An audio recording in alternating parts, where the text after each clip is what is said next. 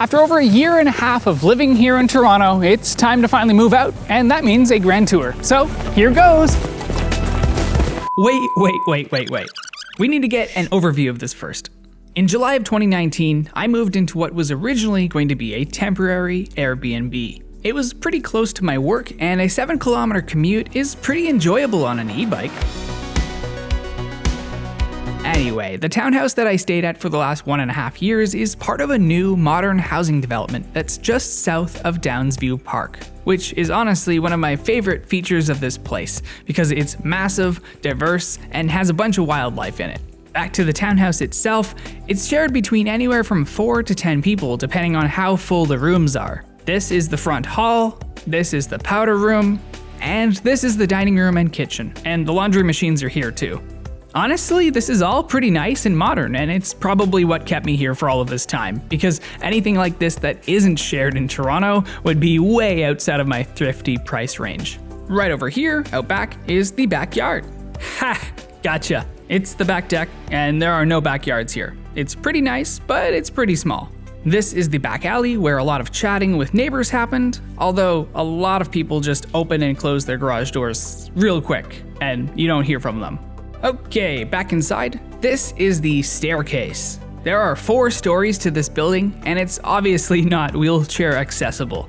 Nothing in this entire neighborhood is accessible, unfortunately. We were forbidden to go on the top decks, but we occasionally did anyway. They're pretty nice for sunsets. Back to the rooms, this is the Airbnb room, where the landlord lures potential tenants in. I'm kinda serious about this because that's how the majority of the tenants become tenants in this building. I'm gonna borrow some footage from the real estate video from next door for these clips, but basically, once you put in a twin bed, desk, and makeshift closet in there, there's not much room to move. Over here is the master suite, where it's typical for 2 people to live. Again, borrowing footage here, it consists of a bedroom, 2 closets, and a fairly large master washroom. Back down to the second level, and this is where the shared washroom is. 3 rooms of tenants and an Airbnb-er share this, which was annoying at times, but it honestly wasn't the worst thing to deal with because everyone was pretty respectful. So right after my initial 1 month of Airbnb-ing in that small room, I moved into the room over here. At this point, I found myself staying at the office a bit more than normal and ended up filming there a bit too.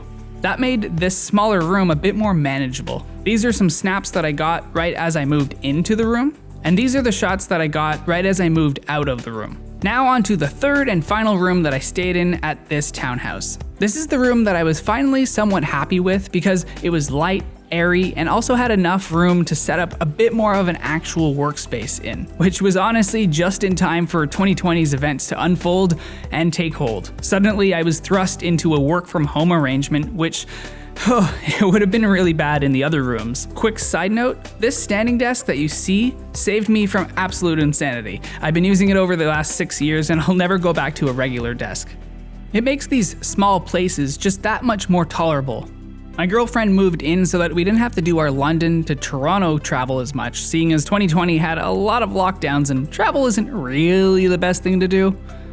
To finish off, I'll show you where I kept my bike for the entirety of my stay here. Unfortunately, we didn't have access to the bottom level, which also meant we didn't have access to enter the garage from the inside of the house. So instead, we had to go around the entire townhouse complex, or most of the time I just went left instead of right and squeezed through the house and jumped down here. Ta-da! I'm at the garage. Now, I used an app to open up the garage, and here is the bike.